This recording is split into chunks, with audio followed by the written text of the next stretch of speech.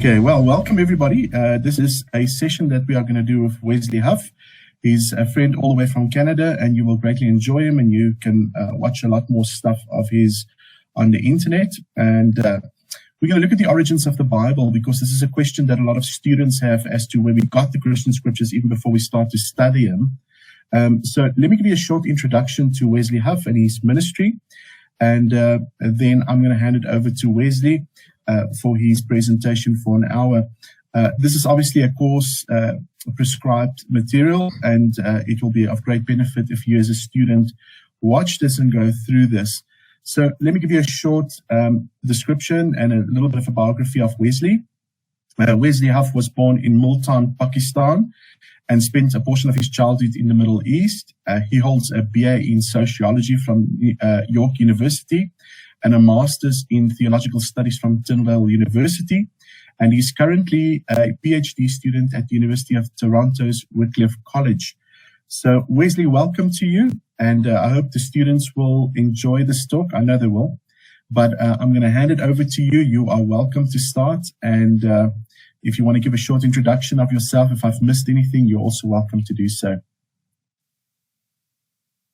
Yeah, thank you, Rudolph. It's a pleasure to be with all of you this morning. I think that sort of gave you a brief overview of what I do. My area of expertise in terms of my formal area of academic study is in the textual reliability in different areas related to that concerning the biblical New Testament in terms of its historical transmission. And I'll explain what I mean by that a little bit more specifically. But what I'm going to be sharing with you this morning is the topic of the origins of the Bible in terms of how we went from manuscripts thousands of years ago to particularly going into modern translations and sort of the tracking of how that happened. Obviously, the Bible didn't fall out of the sky with a leather cover and thumb indexing on the pages, although we can get that idea in our modern, the modern 21st century, because it's easy to not know really where the Bible comes from. And so that's what I'm going to be sharing with you about this morning. I'm just going to share my screen. It's interesting to track the development of the Bible in terms of, sometimes we think that, particularly here where I live in Canada, we're a very secular society, and the topic of the Bible maybe seems like a passé subject. But last year, 2019, on that arbiter of truth, where obviously everybody goes for their ultimate questions, Google, the second most asked theological question of 2019 was, what is the Bible? And according to Theolocast, which is an organization that tracks this kind of stuff, this question, what is the Bible, was asked a staggering 1.8 million times a month on Google. So it's a very relevant question here in North America, where I live, but also on the African continent where you guys are. Globally, the question of what is the Bible is a pressing question, if for no other reason than, like I said before, a lot of our Bibles exist in just a single bound volume with Old, New Testament together, 66 books. But if we're talking about the history of the Bible isn't one book as much as it's 66 books written over a period of about 1,600 years on 3 different continents, by 40 different authors in 3 different languages. There are 2 major languages, Greek and Hebrew, and then 1 minor language, Aramaic. There are about 12 chapters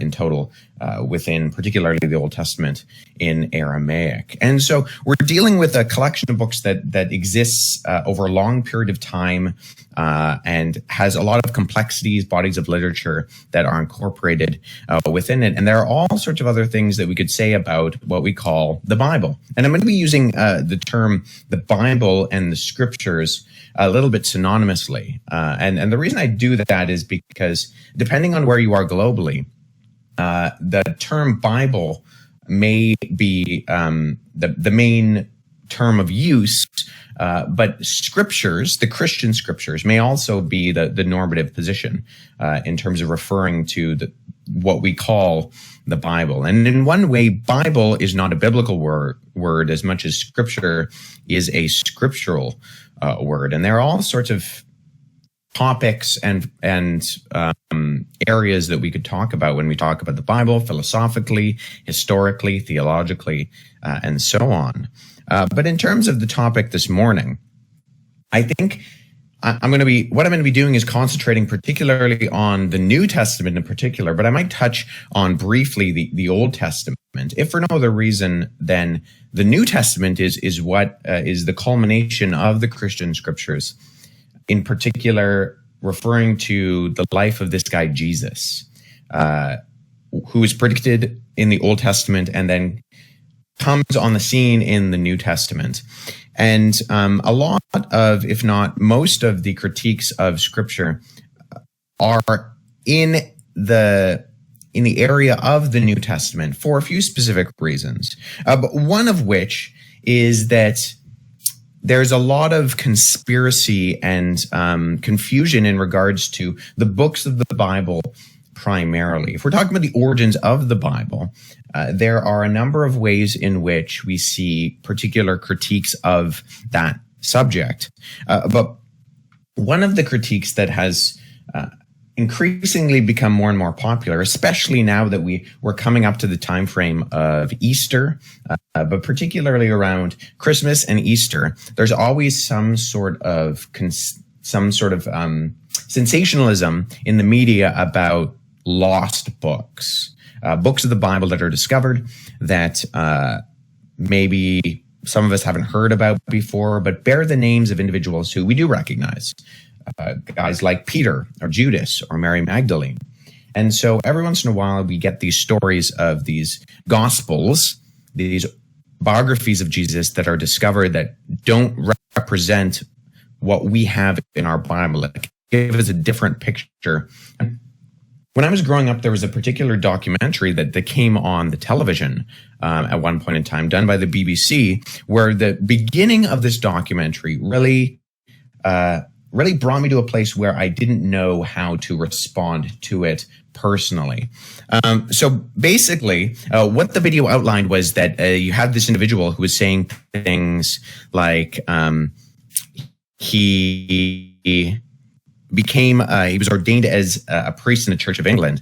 But as he started to study the origins of the Bible, he discovered that within the first 200 years of the inception of Christianity, there were all of these books that he'd never heard about. So the Gospel of Thomas, the Gospel of Mary, the infancy Gospels, that encompassed a number of stories that just weren't included in the Bible. And he has this particular line that if any of these other books were included in the Bible, and uses this particular language, if any of them had won out, then the Jesus that he knew would look very different. And so it sort of cast this very skeptical light on, this idea that, well, there are certain books that are in the Bible, particularly the fourfold gospel canon, Matthew, Mark, Luke, and John, but those are just the ones that won out.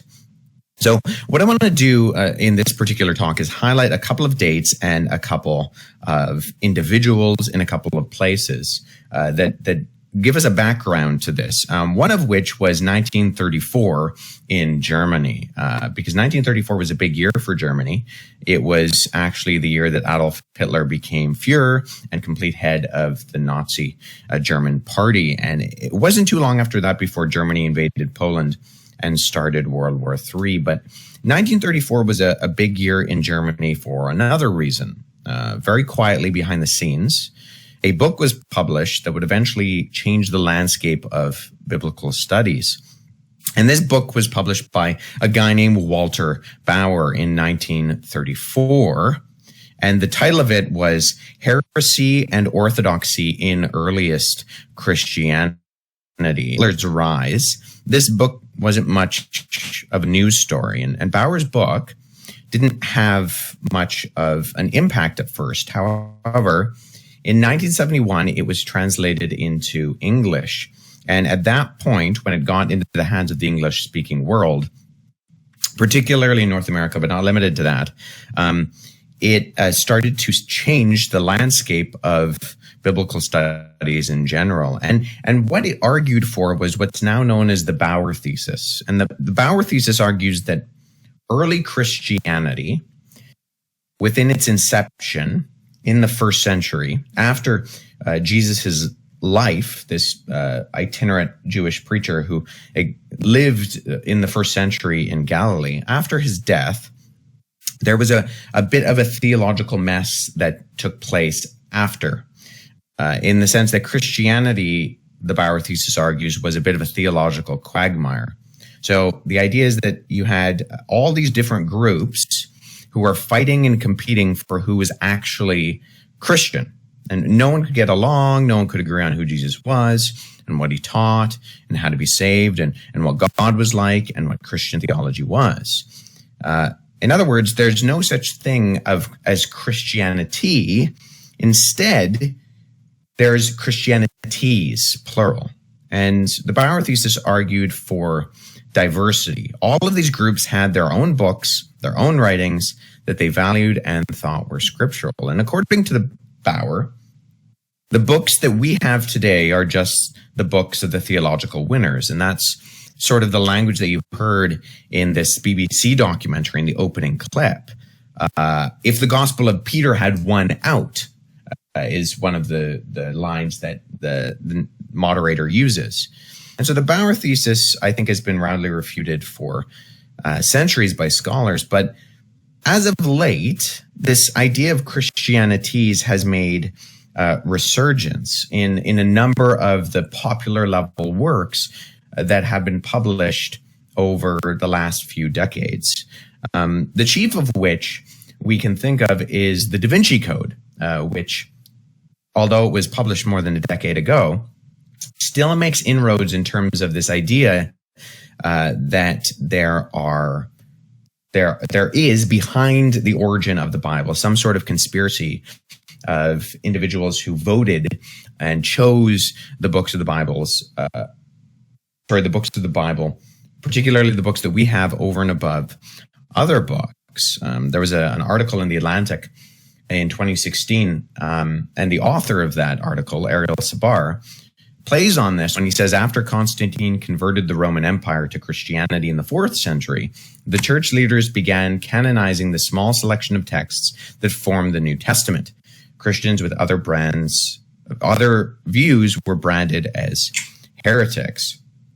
And one of the things that we need to keep in mind, although this is a very popular idea, that the books of the Bible were chosen and voted upon at a particular point in time, and the Council of Nicaea in 325 AD sort of gets this focal point as a time when Christianity was decriminalized, and you had a number of key church leaders coming together under the Emperor Constantine. It sort of plays this role within this sort of conspiratorial mythology.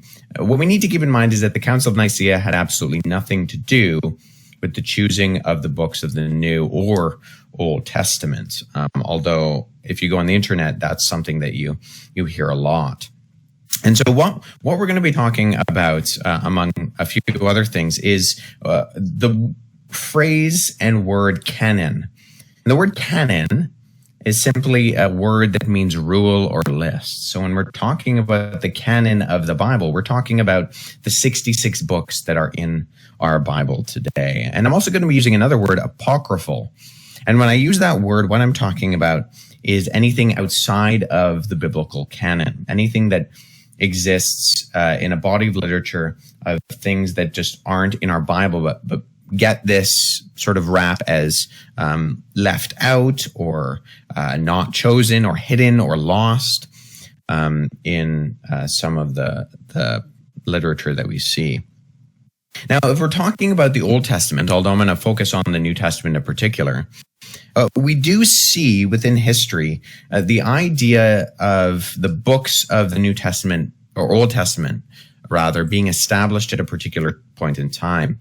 Josephus, the Romano-Jewish historian, when he's writing in the end of the end of the first century, beginning of the second century, in Against Appian, he says, "For we have not an innumerable multitude of books among us," speaking of the Jews, "disagreeing from and contradicting one another, as the Greeks have, but only 22 books."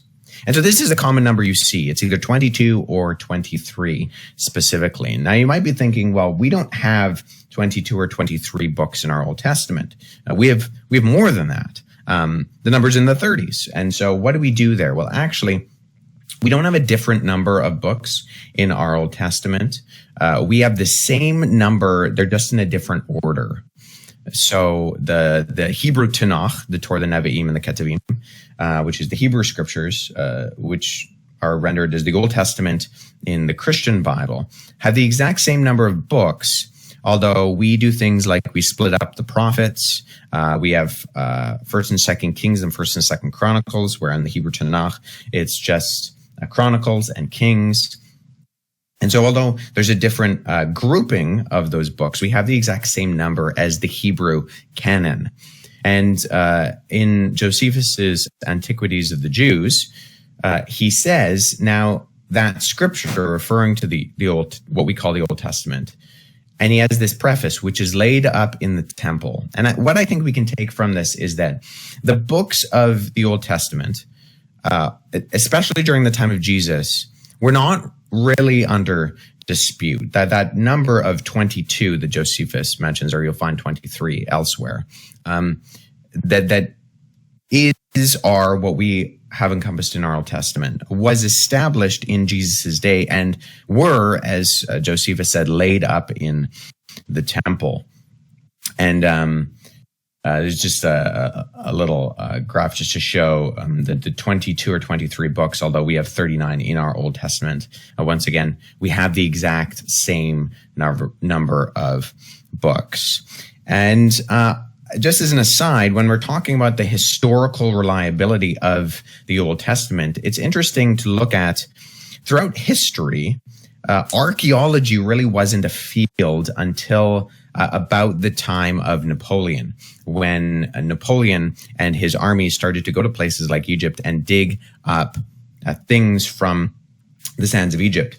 And we see in 2 Kings 18:9, it has the story of this Assyrian king Sennacherib. And Sennacherib is said to have sacked a city in this particular passage called Lachish. And there's a particular exchanging of goods with King Hezekiah. Now, if you'd gone back to, say, the 13th century and talked to a monk or a scribe and asked him, well, who is Sennacherib? He could open to 2 Kings and be able to tell you a little bit about Sennacherib's life. Although at that point, he wouldn't have had any, say, documentary evidence in terms of archaeology to back that up. But we have this documentary evidence in the Bible. And if you go to the British Museum today, there is an entire wing of that area within the British Museum that on the walls has these reliefs, these images of this story that we read in 2 Kings 18 of Sennacherib and his sacking of Jerusalem, and particularly what took place at Lachish. And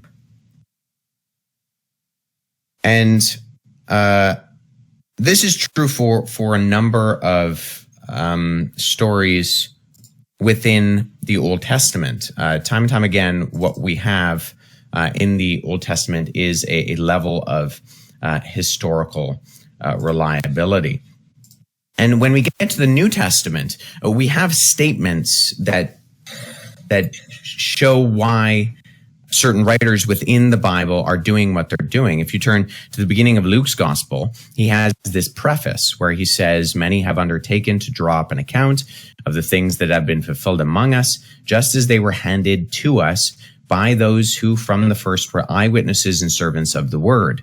With this in mind, since I myself have carefully investigated everything from the beginning, I too decided to write up an orderly account for you, most excellent Theophilus, so that you may know the certainty of the things you have been taught.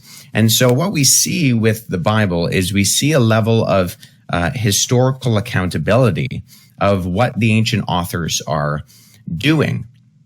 Now, I prefaced the first date and time being 1934 and Germany with the introduction of the Bauer thesis and this idea of Christianities. Well, that was actually bolstered with our second key date and place, which was 1945 in Egypt. And in 1945, just like our previous story, this discovery didn't initially make any waves because of Nazi Germany. In 1945, World War II had just ended and many things were happening in Europe and the Pacific Theater.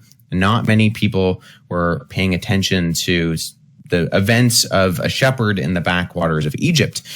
But in the backwaters of Egypt, in a place called Nag Hammadi, there was an individual named Muhammad Ali. Now, not Muhammad Ali the boxer. In 1945, Muhammad Ali the boxer wasn't doing much. But our particular Muhammad Ali was a shepherd who was digging through the sands of Egypt with a companion of his for the purpose of finding fertilizer. And there's a reason for that I don't have time to go into, but they were digging for fertilizer and their shovels hit something hard. And so what they did was they eventually dug around what their shovels hit and pulled up a jar, a 4-foot high jar that when it was eventually broken open was full of codices, full of books. And those books are what we now refer to as the Nag Hammadi Library. And in the Nag Hammadi Library were a number of books, the most popular of which is a document that we refer to as the Gospel of Thomas. And what this discovery did was it started to increase the speculations of the Bauer thesis, in the sense that we started to discover more of these other writings from other Christian groups that portrayed a very different Jesus. Now, let me just take a pause here to say that up until now, what I've been talking about specifically is what we call the historical canon. But I think we also need to realize that this is also a theological conversation, in the sense that the books of the Bible, the origin of the Bible, is a question of what God has revealed, what he has inspired, and the reality that God has inspired some books and not inspired all books. And so what sits behind the question of the historical discussion is the theological discussion. And we see this in the New Testament specifically. We see language of deliverance and redemption in the biblical testimony. So in places like John 1:41, we see that they're looking for the Messiah. In Luke 2:38, we see the discussion of the redemption of Jerusalem. And in Luke 2:25, the consolation of Israel. And Acts 1:6 talks about the restoration of the kingdom. In other words, the Jews within early Christianity didn't view the story of the Old Testament as complete. In fact, N.T. Wright states this when he says the great story of the Hebrew Scriptures was therefore inevitably read in the Second Temple period as a story in search of a conclusion. And what it means by that was that in first century Judaism, as well as early Christianity, we have this understanding of covenants. And when looking at the writings leading up to the first century, as I said, those 22 or 23, whatever way you're listing those documents that Josephus talks about, the 39 books of our Old Testament, what we see described is a list of books that sit in covenantal categories.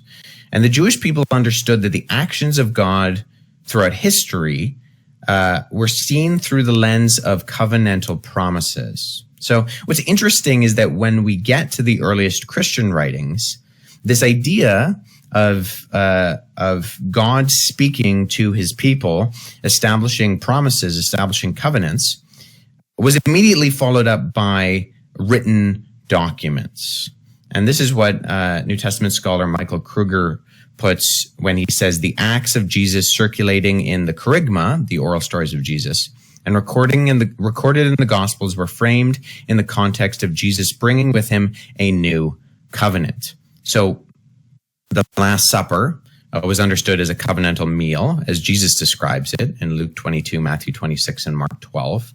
We even see that Zechariah understood the coming of his son, John the Baptist, as fulfilling of God's covenants and the coming of the Messiah in Luke 1, 5-25. And Paul describes the ministry of the apostles as being ministers of the new covenant, 2 Corinthians 3:6, alluding to the making of a new covenant with his people, which is from Jeremiah 31:31, and so on. And there are many examples of this in the text. Now, the question is, what does covenantal theology have to do with the origins of the biblical New Testament and the canon in general? And I think the answer lies in the connection between covenants and writing of texts, as I mentioned before. So in the Old Testament, we have this idea of covenants being linked with written texts representing the terms and arrangements of covenant promises. So we see this in places like Exodus and 2 Kings and Deuteronomy.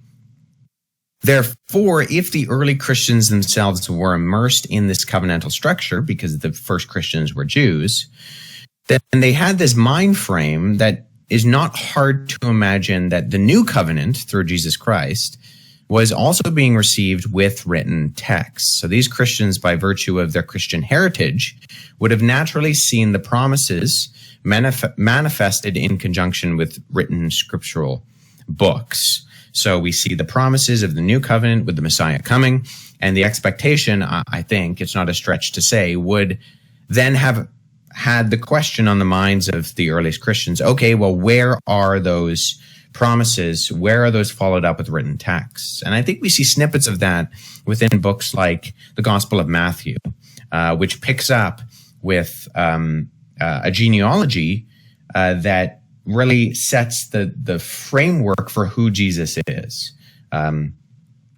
The Chronicles is the last book of the Hebrew Old Testament, and that sort of sits as a waiting for the expectation of the following up of David's reign. And when we get to Matthew, I think he starts with picking up from there and saying, Jesus is this new David. And he also works it in the framework of he's also a new Moses, and he's following those covenantal categories. And so I think there's a theological discussion in the sense of we see the early church recognizing certain books, not choosing certain books, but recognizing the validity that God is speaking in a very concrete way to his people, and that is followed up by these written texts. So there are a number of key individuals within the early church period that exemplify this in the sense that they recognize certain books. So there's a guy named Irenaeus, who's an early church father, and he's writing in the mid-2nd century, and in his document Against Heresies, book 3, 11.8, he says, but it is not possible that the Gospels can either be more or fewer in number than they are, for since there are 4 zones of the world in which we live, and 4 principal winds, and the cherubim too were 4-faced. Now, this seems like a weird argument to us today, this numerological argument from the 4 zones of the world and the 4-faced cherubim. And that would have landed a little bit more strongly in the ancient world. But the crux of his argument is that when we're talking about particularly the biographies of Jesus, there are only 4. And then if we look through his writings, he names the 4. He names them as particularly scripture: Matthew, Mark, Luke, and John. And a contemporary of Irenaeus, a guy named Theophilus of Antioch, in a writing to Autolycus, He writes, concerning the righteousness which the law enjoined, confirmatory utterances are found both with the prophets and in the Gospels, because they all spoke inspired by one Spirit of God.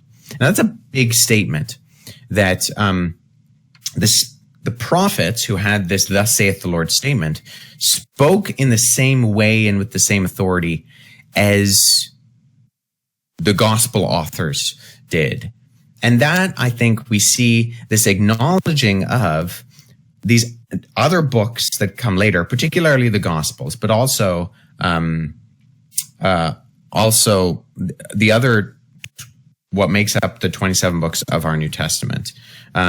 These hold a level of authority that the early church starts to recognize. And Theophilus himself names Matthew, Mark, Luke, and John. And it's interesting, every time we see this listing, particularly with the Gospels, we never see that mixed up. We never see, say, Matthew, Mary Magdalene, Gospel of Peter and John, or some other variation of that order. It's always by the early church, Matthew, Mark, Luke, and John. And this is true whether we see the canon lists of Irenaeus, Theophilus, but also individuals like Clement or Origen. They all establish the majority of what now makes up our 27 books of the New Testament, but particularly the fourfold gospel canon. And the second way that we can look at the validity of these books in terms of the origins of the Bible is by looking at our manuscript evidence that we have. And this is sort of falls more in my area of expertise in terms of manuscript work. But between the 2nd and 3rd centuries, we have 60 manuscripts in whole or in part of the New Testament, the most popular of which, far and away, being the Gospel of John, with just over 18 copies, and the Gospel of Matthew with just around 14 copies. And then honorable mentions go to Luke and Acts and Revelation and Hebrews. Now, the disclaimer here is that counting the number of manuscripts that still exist is not a totally bulletproof argument for saying that, well, these are obviously the most popular. These are obviously the ones that were circulating in the Christian community most often. The number of manuscripts don't mean in a total and definitive way that these books were in and others were out. There are books that were viewed as canonical that we have that have very few manuscripts, Mark being an example of this. But as a whole, looking at the manuscript remains does give us a picture as to how Christians viewed these books. And especially when we compare them with some of these apocryphal books. From the 2nd to 4th century, we have 17 manuscripts, whole or in part, from all of the apocryphal literature. The most popular of which being Thomas, where we have 3 copies, and then Mary, Peter, and the Gospel of James.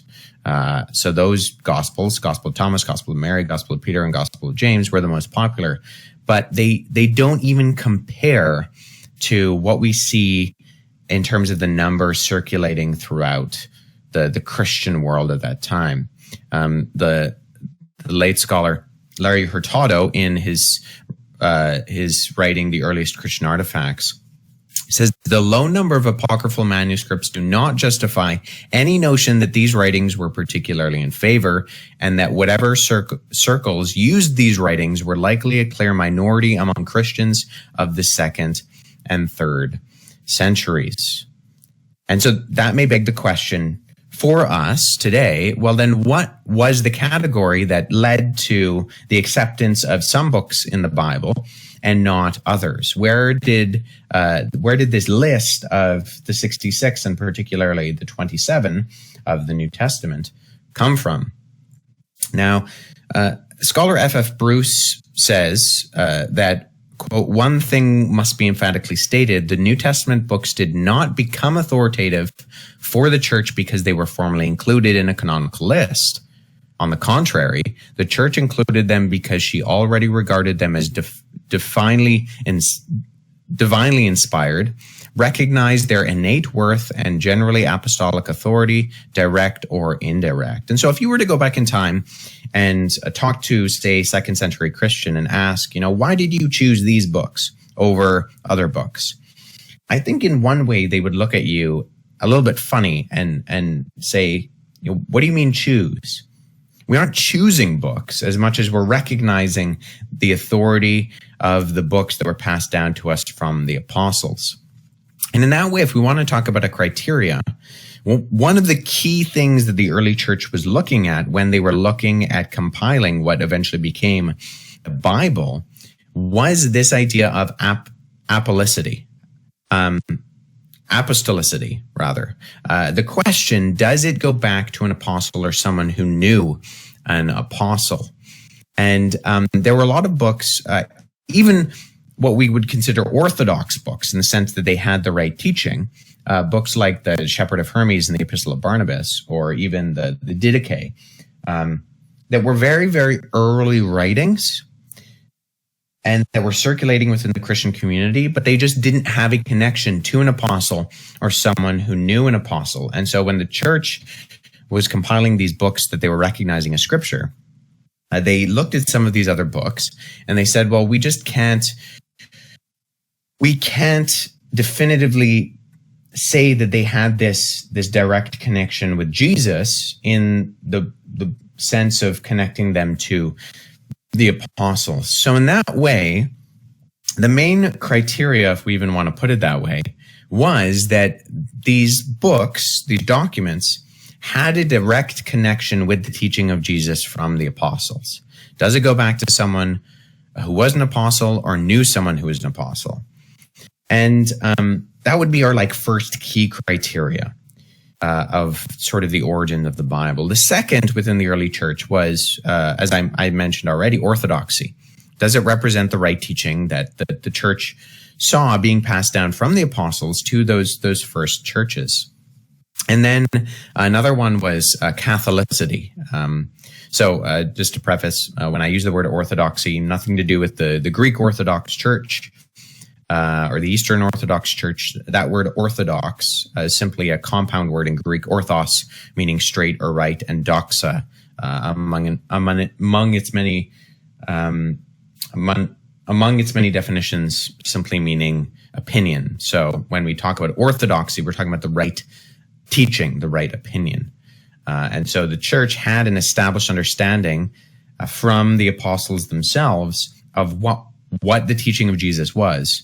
And so because they had this framework, when they looked at scripture, when they looked at certain books, they could see that certain things, certain documents, some had embellishments, some didn't represent the right teaching of what they knew rang true of the teaching of Jesus. And as I said, Catholicity, nothing to do with the Roman Catholic Church. It's simply another Greek word. The Greek word katholikos means universal. So when we're talking about orthodoxy, does it represent the right teaching? And we're talking about Catholicity, does it represent the right teaching, but that's accepted by the church universal, that's accepted by the majority of churches, established by the apostolic community? So as I said before, and as the quote from F.F. Bruce stated, there wasn't any type of vote. There wasn't any type of choosing of the books in a formal sense. Instead, there was this innate recognition that some books had credibility and authority and other books did not. And so when we look at some of these other books, when we look at them specifically, writings like the Gospel of Thomas, which I mentioned before in the Nag Hammadi library, the Gospel of Thomas was known by the early church. It was one of these that was mentioned by a few different early church writers. And every time we see it mentioned, it's almost always condemned as non-authoritative, as something that doesn't ring true of the teaching of Jesus. If for no other reason, then when we think of a gospel, we often think of a start, the birth, the life, the death, and the resurrection. Well, That's not what we get when we read the Gospel of Thomas. And you can find a copy of this on the internet. If you just simply put into Google Gospel of Thomas, you can find a copy. And it's not a narrative as much as it's a list of sayings. It's 114 sayings. And within these sayings, some of them are very cryptic, and they have a particular flavor of what is referred to as Gnosticism. And so Gnosticism was a religious worldview that came from the East, and it started to creep into the Christian world in the 2nd century.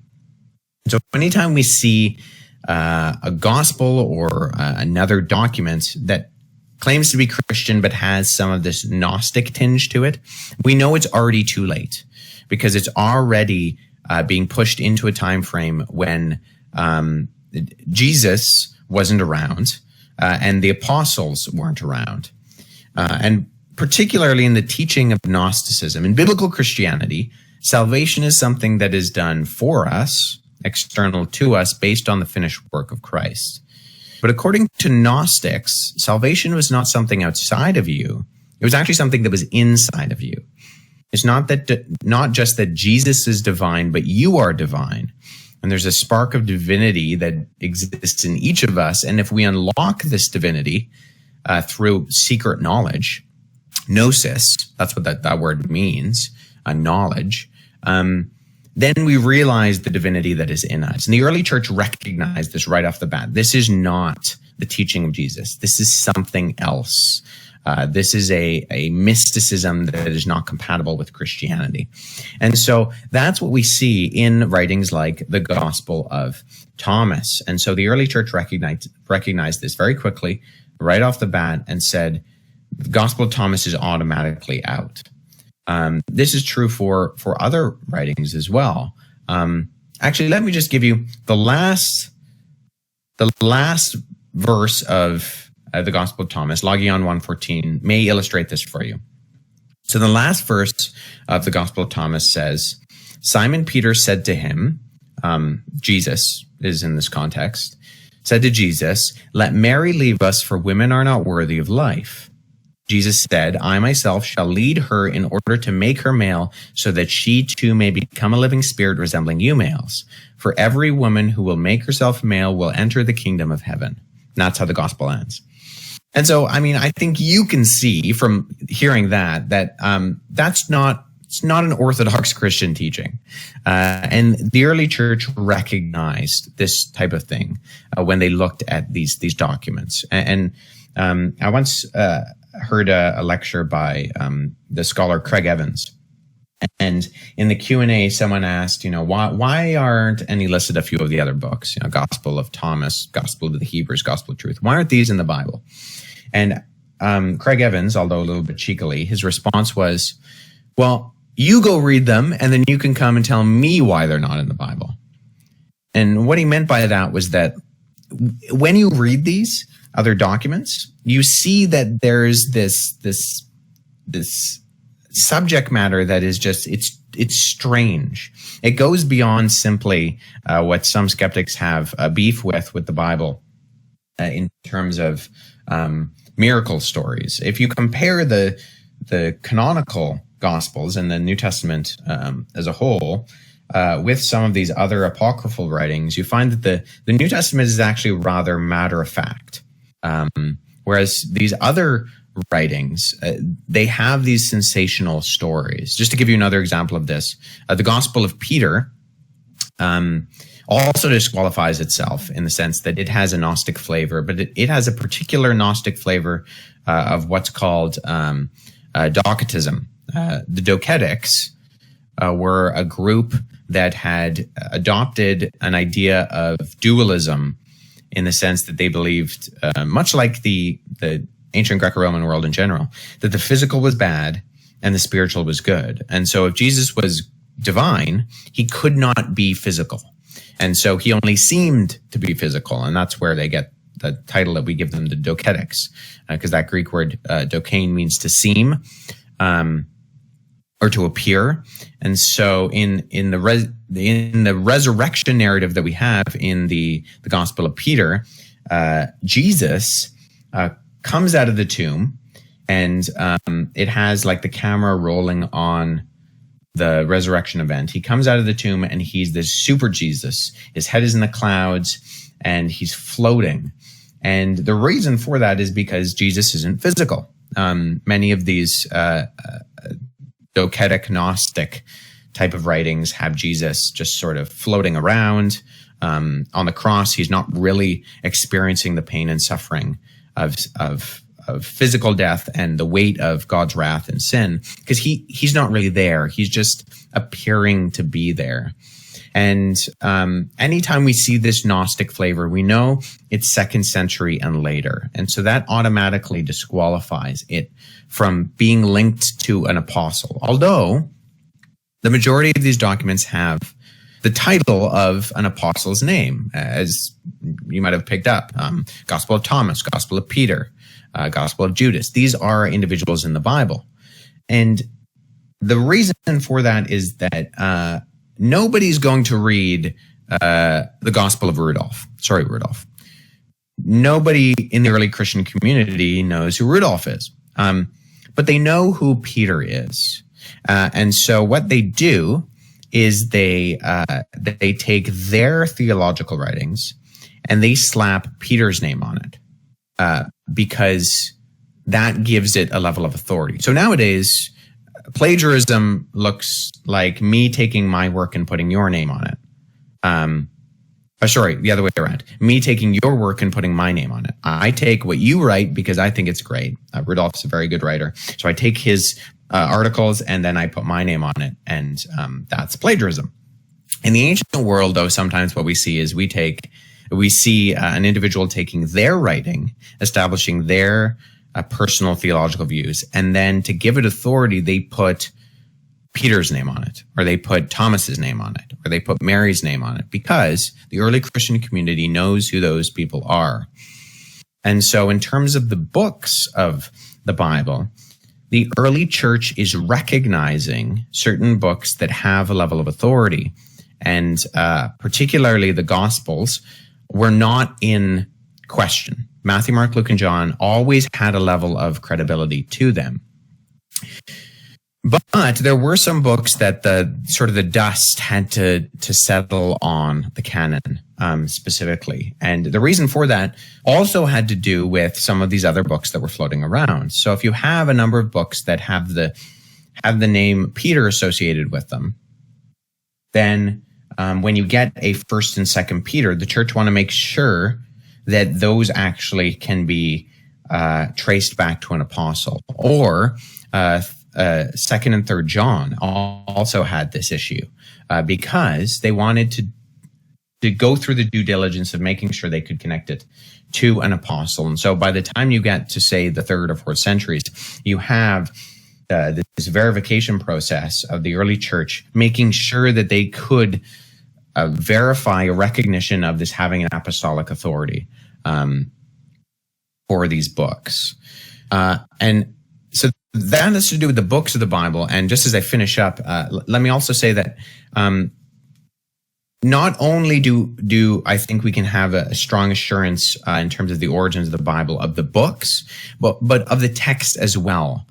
So what we have with the text of the New Testament is a multiple line of transmission document, in the sense that you have writers writing at multiple times in multiple places to multiple authors, by multiple authors in multiple locations.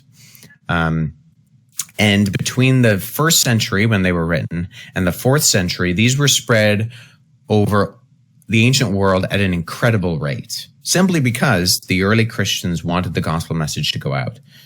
They wanted the news of Jesus Christ to be spread to all the nations under heaven. And so they became prolific copiers of texts. So between the 1st and the 4th century, you have hundreds, if not thousands, of copies of the Bible spread all over the ancient world, so that within a few decades and within a couple centuries, you have copies of New Testament books and Old Testament books, because those were the background to the New Testament books, being spread outside of just Galilee, in that area of Judea, but also into Asia and Europe and North Africa. And so they're spread very far and very wide very quickly. And what that leaves us with is a lot of documentary evidence to show that not only do we have assurance of what the names of these books are from the early church, the Gospel of Matthew, Gospel of Luke, Gospel of John, Gospel of Mark, but we also have the text of the New Testament specifically. A lot of the text was quoted by the early church. A lot of these ancient writers wrote commentaries to the text so we can see what they were reading and what they were commenting on. But we also have manuscript copies. There's approximately 6,000 handwritten Greek manuscripts that we have. Now that's everything from the 2nd to the 17th century. But we also have 10,000 handwritten Latin manuscripts. And then if you take the Greek manuscripts, the Latin manuscripts, and all the other ancient translations, you have a number that's as high as 24,000. And that's including, as I said, the Greek, the Latin, but also languages like Coptic and Georgian and Old Church Slavonic and Syriac and Ethiopic. And so what that leaves us with is a giant pile of documentary evidence that we can sift through and we can compare with one another and see where things have been added by either intentionally or unintentionally, where things have been taken away, where things have been tampered with. And because we have so much more, we can compare it and see where those things happen. And the more you have, the better it is. So one of the ways that I illustrate this is that there was a particular printing in the 1630s of the King James Bible that suffered from a particular typist error where the word "not" in the Ten Commandments, particularly in the commandment of adultery, was left out. So it said, "Thou shalt commit adultery." Now, if that was the only copy of the Bible we had, we would be in trouble. And worse yet, if we had one that said, "Thou shalt commit adultery," and one that said, "Thou shalt not commit adultery," we would be even in greater trouble, because now, you could have denominational splits between, the adultery denomination and the not adultery denomination. And so if you're only left with one comparator, you don't have anything to cross-reference it with. But the more you have, the easier it is to cross-reference. And so because of that, what we can do with the Bible is not only have confidence that the books of the Bible are those that give us apostolic authority, but that the text of the Bible is a text that we can be sure in our modern translations is what the original authors wrote thousands of years ago, because we are able to compare them and verify them. This is the field of what's referred to as textual criticism. So if I finish where I started, in the sense of in that BBC documentary, as I mentioned, we had this individual narrator saying, if the Gospel of Peter had won out, if the Gospel of Mary had won out, the Jesus I would read about in the Bible would look very different. And I would say, yes, he would. But that's the wrong question. The right question is not if Gospel of Peter had won out, would Jesus look different? The question should be, what are the documents that get me closest to the life of Jesus, that get me closest to the accuracy of what God has revealed to his people in a particular time, in a particular place? And that's just good. It's good theology. It's good history to get to our earliest source material. And that's what we see with the Bible. The Bible didn't fall out of the sky one day. What we have are a collection of books that get us the closest to the life of Jesus and what God has revealed to us.